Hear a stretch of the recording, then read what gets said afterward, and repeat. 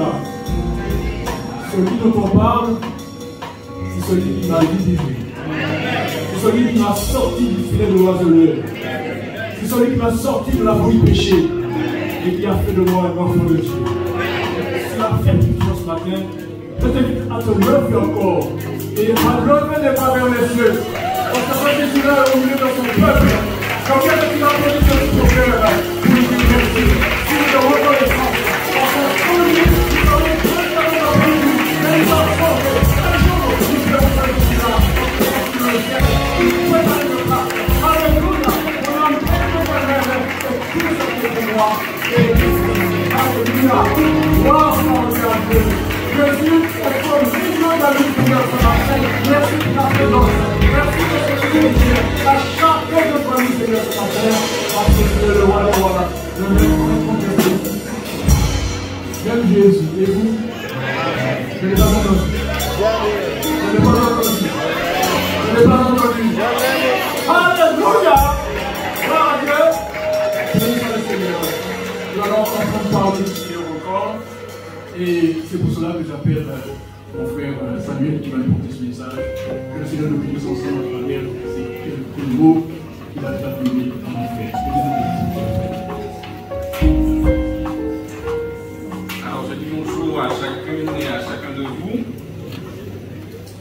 Que la grâce et la paix de Dieu soient notre partage en ce matin. Que Dieu soit béni. Alors, le frère Darius m'a dit que je peux me libérer de ça, donc je vais me libérer. Il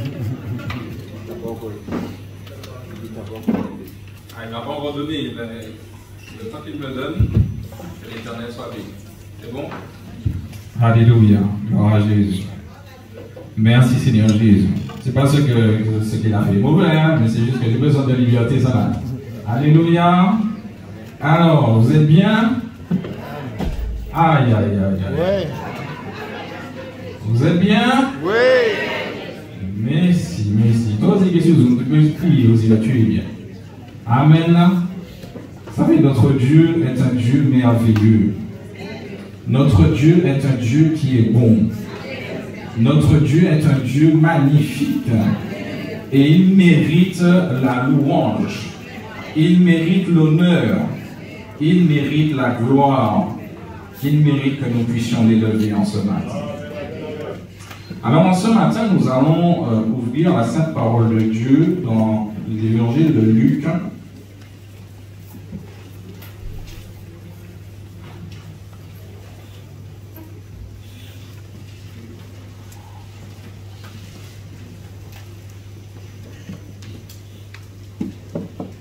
L'évangile de Luc.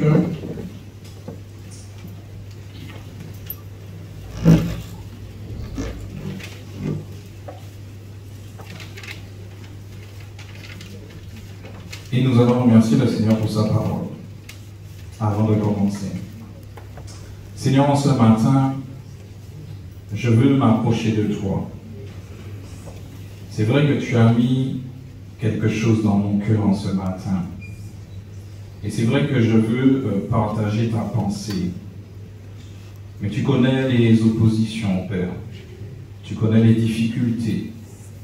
Alors ce matin, je veux me rapprocher de toi et être cet instrument utile et efficace entre tes mains. Père, je te dis merci au nom de Jésus-Christ. Amen. Amen, amen, amen, amen. Alors, vous savez ce qui m'arrive, je ne retrouve plus le passage de ce matin. Mais je l'ai retrouvé. Luc au chapitre 15.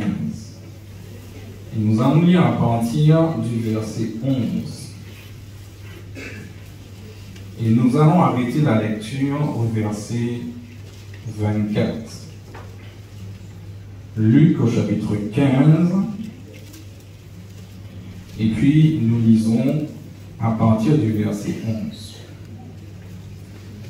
Alors j'ai une version qui diffère un peu. Il est écrit, il dit encore, un homme avait 2 fils. Le plus jeune dit à son père, mon père, donne-moi la part de l'héritage qui doit me revenir. Le père leur partagea alors ses biens. Peu de jours après, le plus jeune fils ramassa tout et partit pour un pays éloigné où il gaspilla sa fortune en vivant dans la débauche. Alors qu'il avait tout dépensé, une importante famine survint dans ce pays. Il commença à se trouver dans le besoin. Il alla se mettre au service d'un des habitants du pays qui l'envoya dans ses champs garder les porcs. Il aurait bien voulu se nourrir des caroubes que mangeaient les porcs, mais personne ne lui en donnait. Il se mit à réfléchir et se dit: combien d'ouvriers chez mon père ont du pain en abondance, et moi ici, je meurs de faim. Je vais retourner vers mon père et je lui dirai: Père, j'ai péché contre le ciel et contre toi. Je ne suis plus digne d'être appelé ton fils. Traite-moi comme l'un de tes ouvriers. Il se leva et alla vers son père. Alors qu'il était encore loin, son père le vit et fut rempli de compassion. Il courut se jeter à son cou et l'embrassa. Le fils lui dit: Père, j'ai péché contre le ciel et contre toi. Je ne suis plus digne d'être appelé ton fils. Verset 22, mais le père dit à ses serviteurs: apportez vite le plus beau vêtement et mettez-le lui. Passez-lui un anneau au doigt et mettez-lui des sandales aux pieds. Amenez le veau qu'on a engraissé et tuez-le. Mangeons et réjouissons-nous, car mon fils que voici était mort et il est revenu à la vie. Il était perdu et il est retrouvé. Et ils commencèrent à faire la fête. Amen. Donc ici, c'est une image que Jésus donne. Et vous savez, beaucoup de fois, Jésus, il donnait des images pour que, eh bien, nous puissions mieux comprendre ce qu'il avait à nous dire. Et ici, dans ce passage, nous voyons qu'un père a deux fils. Et le plus jeune des fils va venir devant son père et va lui dire: Père, ou encore Papa, donne-moi mon héritage. Alors déjà, vous imaginez le père qui est là, peut-être dans son salon, tranquillement, il est assis, il voit son fils arriver, et son fils lui demande son héritage. Son fils lui demande la part de ses biens. Et nous voyons que quand il lui demande, le fils ne dit pas qu'est-ce qu'il va faire avec. Le fils ne dit pas qu'est-ce qu'il veut faire avec l'héritage. Le fils ne dévoile pas quel est son plan, quel est son projet. Mais malgré le fils ne dévoile pas cela, le père va lui donner. Le père va lui donner. Le père va prendre la partie qui était réservée pour son fils et va lui donner. Et une fois que le fils reçoit, verset 13, on t'a pas dit quelques mois après, on t'a dit peu de jours après. Donc à peine il a reçu cet héritage, eh bien, on le voit, il prend cet héritage et peu de jours après, il ramasse tout et il part. Il part loin de la maison de son père. Il nous a même précisé qu'il part dans un pays éloigné. Il s'en va. Il prend les biens de son père, il prend l'argent de son père, il prend la fortune de son père et il s'en va. Et quand il s'en va, il va exécuter son plan. Il va exécuter ses projets. Parce que dans sa tête, il avait quelque chose. Et vous savez, des fois, nous, on peut se parler, on peut échanger avec quelqu'un, mais tu ne sais pas ce qu'il a dans son cœur. Il est en train de te dire quelque chose là, mais tu ne sais pas ce qu'il y a dans son cœur. Et dans son cœur, il y a déjà plein de projets. Nous voyons ce fils. Donc il arrive, il a récupéré cet héritage. il a récupéré les biens, il a récupéré ce qu'il avait droit. Et vous savez, quand on regarde le discours du jeune homme quand il arrive devant le Père, il parle de ses droits. L'héritage, c'est quelque chose qu'il a droit. Donc il arrive, il dit, voici, j'ai droit à mon héritage, donne-moi ce que j'ai droit. Donne-moi ce que j'ai droit. Et vous savez, quand on regarde la définition d'un droit, le droit, c'est la liberté. Aujourd'hui, nous avons le droit de nous réunir là, donc c'est une liberté. Dans d'autres pays, ils n'ont pas le droit de se réunir, donc on restreint les libertés. Donc quand tu as un droit, en fait, tu as une liberté. Et le Fils, il a cette liberté dans la maison du Père. Mais lui, il veut être encore plus libre. Et vous savez, des fois, on est dans la maison du Père, mais on veut plus de liberté. Et on va chercher la liberté ailleurs. Mais il y a un problème qui se pose, c'est que quand il va aller chercher la liberté ailleurs, il va se passer des choses.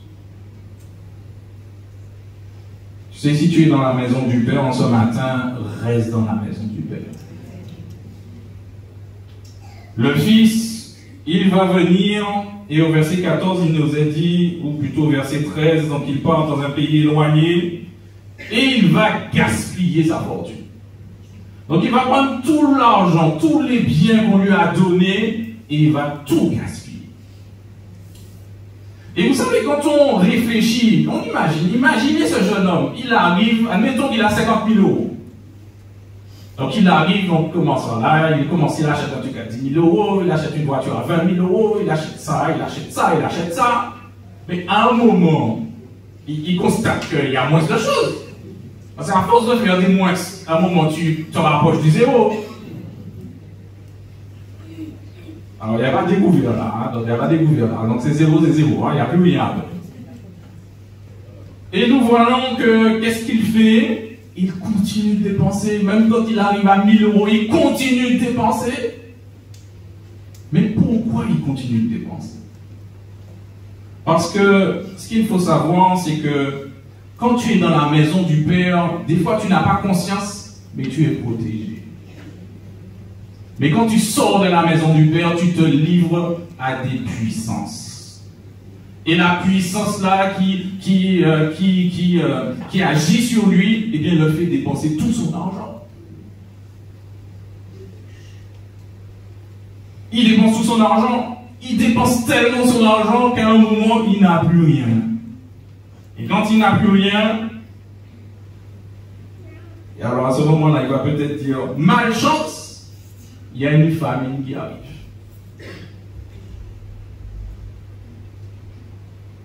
Et quand la famine arrive, il commence à se trouver dans le besoin. Il commence à se trouver dans le besoin. Et qu'est-ce qu'il va faire? Il va trouver un travail.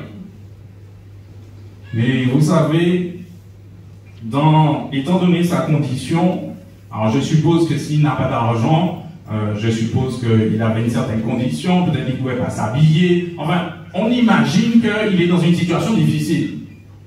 Et le seul travail qu'il trouve, c'est de nourrir les pauvres. Nourrir les cochons. Donc, tous les matins, alors je ne sais pas combien de fois un cochon mange, hein, mais je crois que c'est vorace, il me semble. Donc, à chaque fois que la bête a faim, tu dois lui donner à manger. Et puis vous savez, on aurait pu se dire que, dans cette période-là, vous savez, parce que des fois maintenant il y a des métiers où pendant que tu fais le métier, tu as ton petit portable là. Un petit portable, donc tu as le temps, tu sais, tu as le temps de. C'est comme ça maintenant. La personne, des fois, elle est là, elle est avec son portable, elle est au travail, elle est avec son portable. La batterie portable. Donc il est là et il est devant les cochons. Et il doit nourrir les cochons. On ne sait pas combien de temps ça a duré. On ne sait pas combien de temps le fils est parti. On ne sait pas combien de temps il est resté à nourrir les cochons. Et on le sait, le cochon c'est un animal impur et c'était un métier que personne ne voulait faire. Personne ne voulait faire ce métier. Donc on donnait ça aux personnes, oui bon, toi tu veux un truc, t'as rien, ben fais ça. Et lui, qui avait certainement été éduqué, c'était une situation difficile. C'était une situation difficile. Vous savez, nourrir les cochons, ça montre eh bien, un travail difficile, quelque chose de pénible. Et ce jeune homme, il est là devant les cochons. Et je suppose qu'il avait quand même un petit endroit pour s'asseoir. Donc je fais comme lui, je vais. Et puis il a un petit endroit pour s'asseoir. Et puis il regarde les cochons. Et puis pendant qu'il regarde les cochons, il regarde la nourriture des cochons, il se dit, mais j'aurais aimé quand même, mais j'ai faim. J'aurais aimé prendre cette nourriture. Mais il était dit que personne ne voulait lui donner. Et puis à un moment, il est là, toujours devant les cochons, bien aimé. Et puis il entre en lui-même. Et puis il commence à réfléchir. Et il commence à se dire, mais dans la maison de mon père, il y a des ouvriers. Les ouvriers, ils mangent. Moi, je suis là, j'ai faim. Je suis dans cette situation pénible. Mais les ouvriers, ils sont là et ils mangent. Alors il se dit, mais je vais retourner dans la maison de mon père. Et quand je vais retourner dans la maison de mon père, je serai comme ce serviteur, j'aurais pu manger, je vais pouvoir en manger. Et vous savez, quand on réfléchit à ce qu'il pense, regardez bien, il se met toujours dans la position, quand il va revenir, il sera serviteur. C'est-à-dire qu'il ne connaît pas le Père. Parce qu'on va voir que le Père ne va pas le laisser serviteur. Amen, amen, amen, amen. J'aurais une bonne occasion de dire amen. Et nous voyons qu'il est là en train de réfléchir. Et ce jeune homme, il est là, il est dans sa situation difficile. Et peut-être que ce jeune homme est là ce matin. Et il se dit, mais tout ça de choses que j'ai réalisées, j'ai dilapidé ce qu'on m'a donné. Mais Dieu, le Père, ne peut pas m'accueillir. Peut-être qu'en ce matin, ce jeune homme ou un peu plus âgé est là, ou cette jeune fille est là. Elle se dit, mais tout ça de bêtises que j'ai fait, le Père ne peut pas m'accueillir. Le Père ne peut pas venir, il va me prendre serviteur.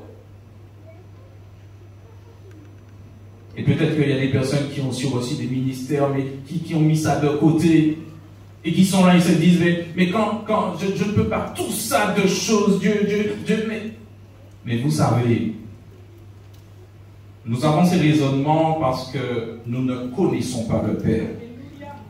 Et vous savez, le Fils, il était dans la maison du Père, mais il ne réalisait pas combien le Père l'aimait. Combien le Père désirait qu'il revienne. Et vous savez, on a des difficultés à comprendre l'amour de Dieu.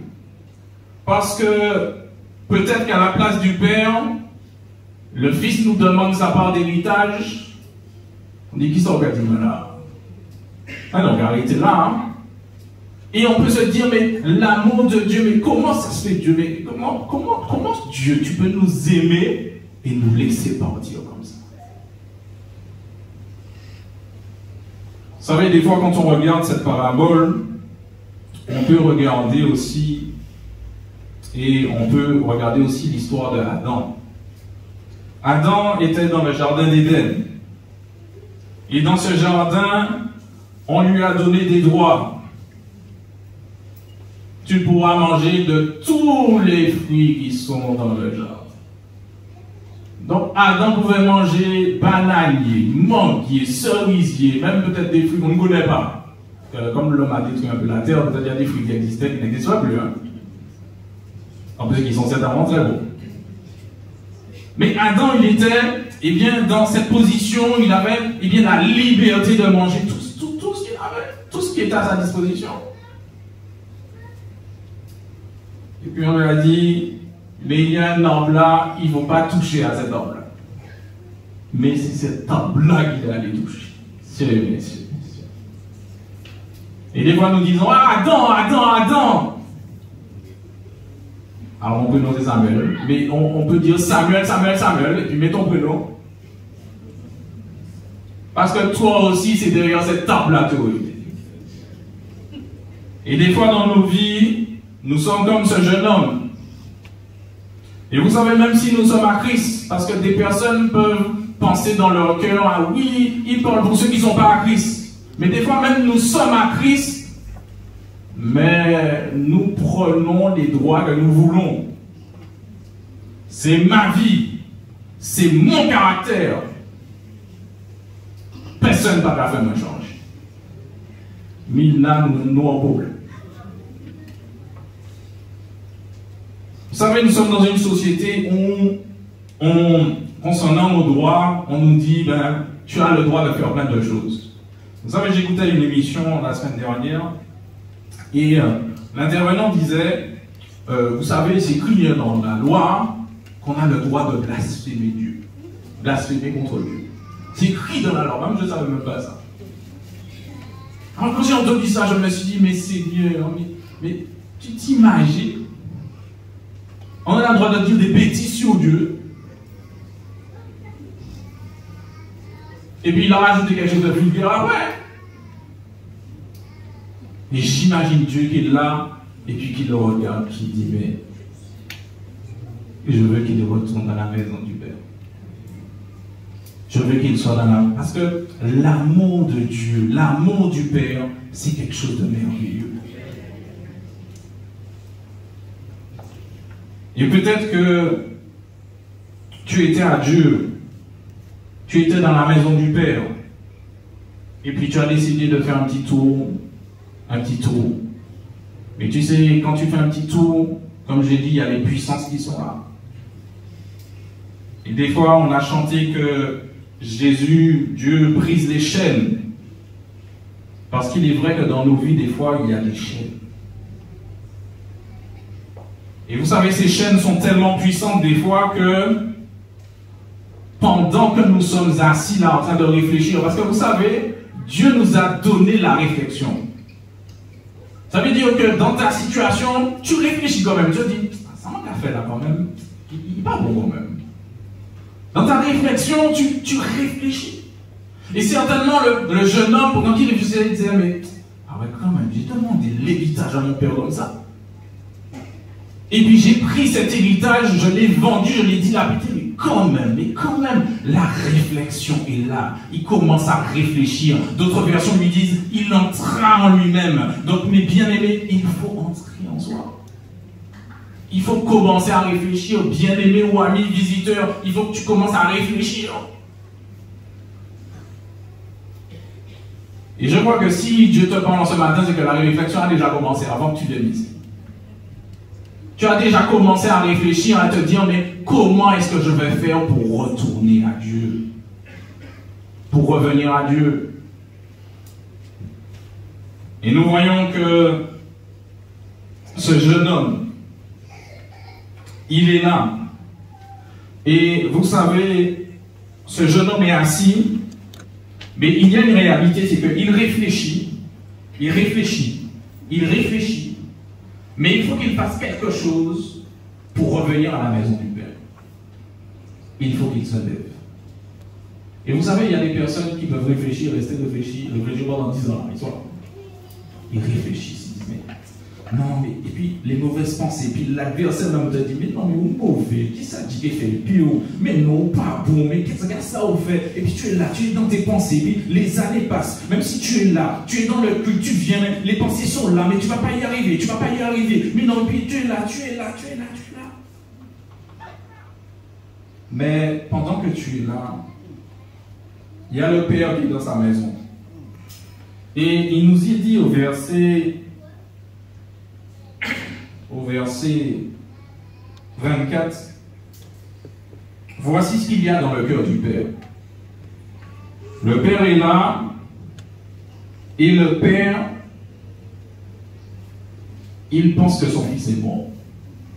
Parce que vous savez, quand le fils est parti, vous savez, il n'y avait pas de téléphone portable, WhatsApp, toutes ces choses-là. Donc ça veut dire que quand il est parti, il ne pouvait pas rien envoyer comme message. Donc le Père qui n'a aucune nouvelle. Et des fois, quand nous partons dans la maison, on n'a plus de nouvelles. On n'a pas de nouvelles, on va pas payer. On n'a pas de nouvelles, hein. Mais le Père qui est là, il dit, mais mon fils que voici était mort. Il est revenu à la vie, on va revenir dessus. Il était perdu. Il était perdu. Donc le Père, il est dans la maison, mais le Père est là et puis il se dit, mais mon fils est perdu. Mon fils est perdu. Et il va dire que mon fils est mort.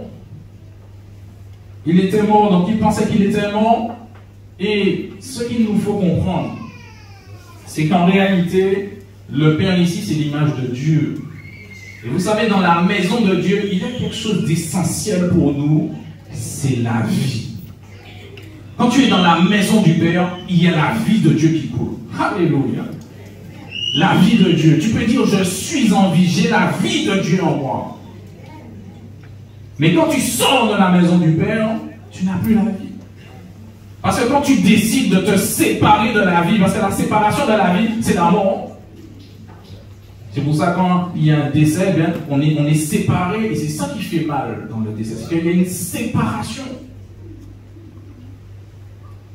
Et nous voyons que le Fils, alors que le Père est en train de se dire, mais il est mort, il est perdu, où est mon Fils? Le Fils, à un moment, il va se lever. Et vous savez, dans sa réflexion, il va dire aussi quelque chose d'important au verset 21. Il va dire que quand il va revenir dans la maison du Père, il va dire, j'ai péché. Et là, cela nous parle de la repentance. Et il faut savoir quelque chose d'important. Toi qui as quitté la maison du Père pour revenir, il faut que tu te repentes. Parce que dans sa réflexion, il ne s'est pas dit, bon, je vais revenir à la maison du Père, et puis voilà. Non, je vais revenir, je vais dire, je vais déclarer, j'ai péché contre toi. J'ai péché contre le ciel. Et vous savez ce qui nous empêche de revenir des fois à Dieu, c'est l'orgueil. On refuse de dire que nous avons péché. Ça devient même un mot tabou. Mais le jeune homme, quand il est entré en lui-même, il s'est dit, tout ce que j'ai fait là, j'ai péché contre le ciel, j'ai péché contre mon Père. Et je reviens avec cette repentance dans mon cœur. Et en ce matin, si tu veux rentrer à nouveau dans la maison du Père, il faut que tu viennes avec cette repentance dans le cœur. Et encore une fois, ne pensez pas que je parle qu'aux personnes qui ne connaissent pas Christ. Même toi qui connais Christ, peut-être que ton pied a glissé. Et tu veux revenir dans la maison du Père, revenir dans cette présence, revenir dans cette intimité. Tu peux le faire. Vous savez, quand le jeune homme était en train de réfléchir, et toi peut-être que tu es en train de réfléchir, et la pensée que tu te dis, c'est Dieu ne va pas me pardonner. Et vous savez, le jeune homme était convaincu qu'il serait un serviteur. Mais quand il arrive dans la maison du Père, il dit ce qu'il avait convenu de dire. Parce que des fois, on convient de dire des choses et puis arrivé dans le fait, on ne dit pas. Mais il arrive, il dit exactement ce qu'il y avait dans son cœur. J'ai péché contre le ciel. Donc déjà, j'ai péché contre Dieu. Et puis j'ai péché contre toi. Donc il reconnaît qu'il a péché contre Dieu. Il reconnaît qu'il a péché contre son Père. Mais et il dit, je suis indigne. Voici ce qu'il y avait dans son cœur. Parce que pendant qu'il réfléchissait devant les cochons, il avait son indignité qui était là. Mais je vais te dire quelque chose. Aïe, aïe, aïe, aïe, aïe, aïe. La maison du Père n'est pas faite pour les personnes qui sont dignes. Aïe. Amen. Non, mais je te laisse réfléchir à ça. Je le reprends et puis je laisse quelques secondes pour te laisser réfléchir à ça. La maison du Père n'est pas faite pour les personnes qui sont dignes. Parce que s'il fallait être digne, la salle serait vide. Mais c'est parce que nous sommes tous indignes que la maison du Père nous a été ouverte. Alléluia! Gloire à Jésus! Tu peux acclamer Jésus! Tu peux acclamer Jésus! C'est parce que tu es indigne que la maison du Père t'est ouverte. Alors en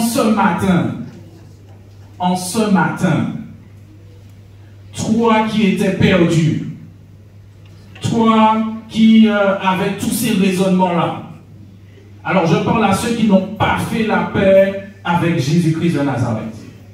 Toi qui étais perdu, qui veux revenir dans la maison du Père. Si tu te sens indigne, c'est normal.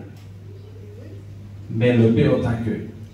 Et regarde ce que le Père veut faire avec toi. Il veut prendre un veau. Et il faut savoir que le veau gras. Vous savez, en Israël, le veau gras, c'était une bête qu'on engraissait et c'était réservé au roi. C'est-à-dire, si le roi arrivait, il pouvait prendre le veau gras. Donc ici, il tue ce qui est pour le roi, ce qui est pour la personne la plus importante. Il fait ça pour toi. Il te met un vêtement, parce qu'il faut savoir qu'il n'avait pas d'argent, il n'est pas venu avec quoi ça. Hein? Donc il met un vêtement pour lui, il lui met un anneau pour le restaurer dans sa position. Alléluia. Si en ce matin tu reconnais que tu es cette fille perdue, si tu reconnais que tu es cette fille perdue, viens, on va prier pour toi. Alors je ne resterai pas longtemps parce que l'Esprit t'a déjà convaincu. Si jamais tu fais partie de cette personne, viens, on va prier pour toi. Tu peux te lever, t'avancer, on va prier pour toi. Si tu reconnais que tu es ce fils perdu, cette fille perdue, les puissances t'ont touché, tu sens que tu ne peux pas y arriver, viens, on va prier pour toi. Viens de maintenant, viens, on va prier pour toi. Viens, lève-toi, viens, on va prier pour toi. Viens, lève-toi, avance-toi, on va prier pour toi.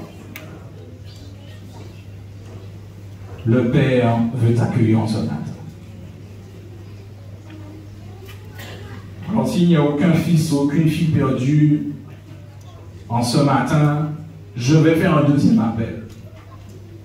Là, c'est pour les personnes qui ont déjà connu la maison du Père. Et puis pour une raison ou une autre, quelle que soit la raison, ça ne me regarde pas.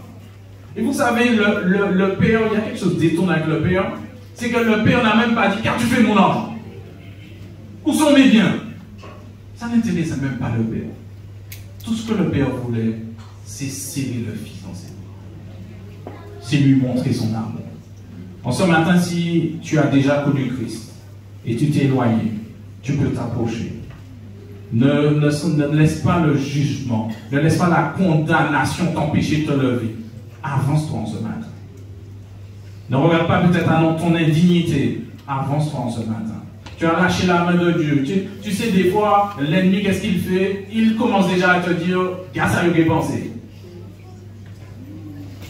Mais quand le Fils est arrivé dans la maison du Père, le Père n'a pas regardé ce que les serviteurs pensaient. Le Père n'a pas regardé à ce que les autres allaient dire. Quand il a tué le veau gras, certainement les serviteurs ont dit, qu'est-ce qu'il fait? Il faudra engraisser un autre veau. Mais le Fils et la fille étaient perdus. Et il fallait qu'il revienne. Il y a encore du monde. Merci Jésus.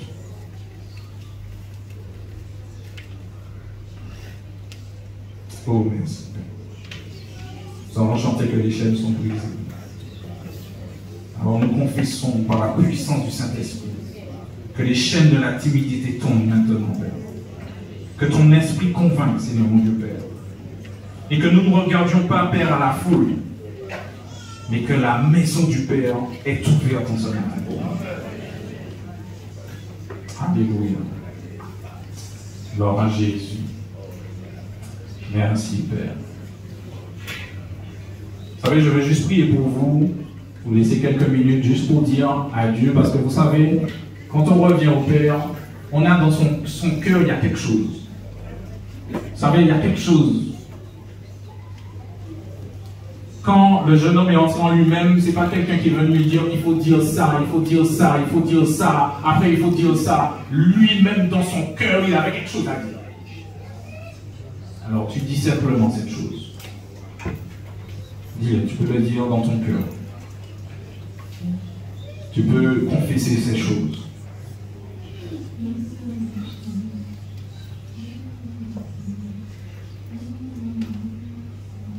Dans la simplicité, tu peux juste confesser de ta bouche et puis dire, voilà Seigneur, j'ai fait ci, cela, mais je veux revenir à toi, Seigneur. Je sais que la maison du Père est ouverte pour moi. Alors ce matin, je te remercie de m'accueillir. Et puis le Père rempli d'amour est en train d'ouvrir ses bras. Venez. Je t'aime. Je vous aime. Je t'aime d'un amour éternel. Il nous a dit que le Père était ému de compassion. Quand il a vu le jeune homme au loin, il s'est dit, mais je l'aime. Quel que soit ce qui s'est passé, je l'aime. Alors laissez votre cœur parler à Dieu en ce matin. Et une fois que tu as terminé, tu peux retourner à ta place tranquillement, parce que tu as dit ce que tu devais dire à Dieu. Alléluia. Seigneur, ce matin, je veux te prier pour ceux qui se sont avancés. Je crois que, Seigneur mon Dieu, tu leur as parlé en ce matin. Parce que tu es un Père rempli d'amour. Tu es un Père rempli d'amour. Et Seigneur mon Dieu, tu as une compassion d'eux. Alors nous te disons merci parce que tu les aimes. Merci parce que par ton Saint-Esprit, ce que je te demande en ce matin, c'est que leur cœur soit rempli de ton amour en cet instant. Que tu puisses les entourer de ton amour en cet instant. Que vraiment ils ressentent cet amour parfait, cet amour éternel. Envahis leur cœur de ton amour, Père. Au nom de Jésus. Amen. Amen. Vous pouvez regagner vos places. Vous savez, je vais vous dire une réalité.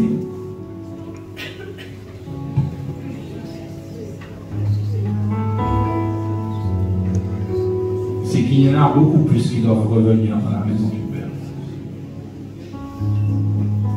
Et vous savez, des fois, on se dit, mais on se pose la question et on se dit, mais qu'est-ce que ça va faire si j'avance? Qu'est-ce que ça va faire si je me mets debout?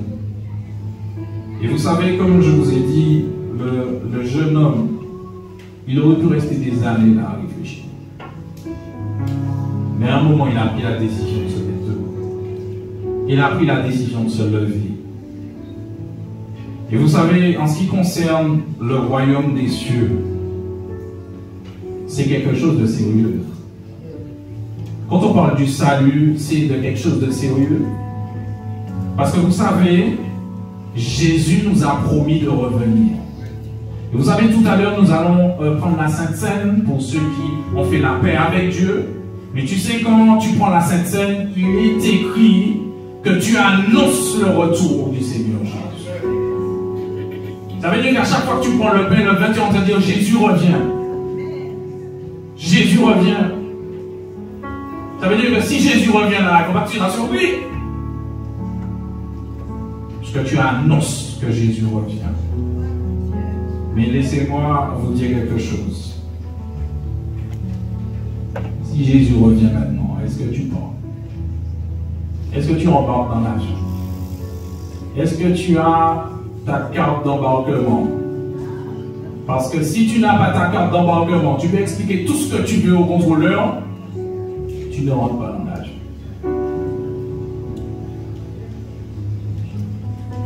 Vous savez, dans les aéroports, je ne sais pas si vous avez remarqué, mais il y a des fois, il y a des gars bien baraqués qui Si jamais tu veux faire scandale, tu fais scandale devant peut-être le steward et tout, mais les baraquets arrivent pour te sortir de là. Parce que ta place n'est pas là. J'insiste une dernière fois, vous me permettez? Alors je sais que des fois je respecte l'homme, mais là on va aller plus loin, Je fais encore un dernier appel. Un dernier appel. Ceux qui veulent revenir à la maison du Père, pouvez-vous tenir debout en ce matin? Toi qui peut-être es arrivé à un niveau où tu ne sais pas quoi faire, tu peux revenir à la maison du Père. Est-ce qu'il y a une personne qui veut revenir à la maison du Père en ce matin? Est-ce qu'il y a une personne encore qui veut revenir dans la maison du Père en ce matin?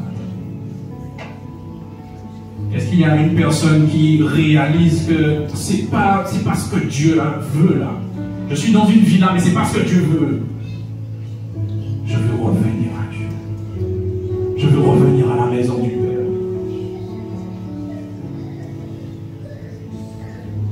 Merci Seigneur Jésus, Père, pour ceux qui se sont tenus debout. Tu connais leur vie.